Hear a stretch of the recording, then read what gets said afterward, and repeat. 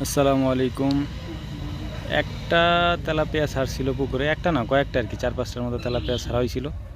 দেখেন কি অবস্থা, এরা পুরো পুকুরটাকে দখল করে নিছে আর কি, মানে পুকুরে জায়গা নেই আর কি অন্য কোথাও মাছ দেওয়ার। বড়শিটা আনছি কিন্তু বড়শিটা ধরলে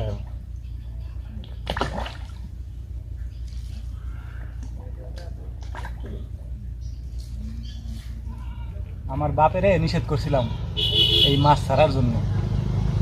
বলতেছে যে না, মানে শখ করে আর কি কয়েকটা ছাড়ছিল। শখের অবস্থা দেখেন এখন কি হয়েছে। দেখাইতেছে আপনাদের।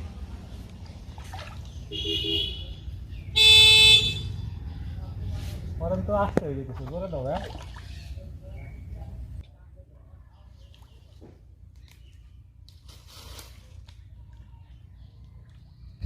পুরো পুকুরটা ভরে গেছে একদম তেলাপিয়ার বাচ্চায়, মানে কি একটা অবস্থা।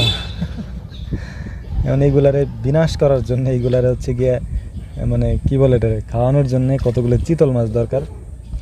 তো চিতল মাছ সংগ্রহ করে ফেলবো ইনশাল্লাহ খুব দ্রুতই, যাতে এই তেলাপিয়ার বাচ্চাগুলোরে খাইয়ে ফেলতে পারে। পুরা পুষ্কুনি একদম পুরো ভরে গেছে।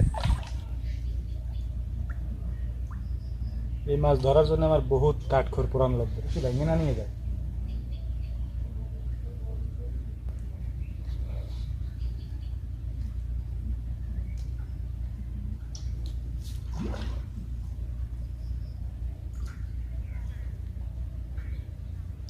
নিচে নিচে চলে যায় না, নিচে চলে যাচ্ছে না, এই জন্য কি নিচেরটা খাই তো, নিচেরটা তো খাওয়াই দেবো, উপরে এখন দরকার।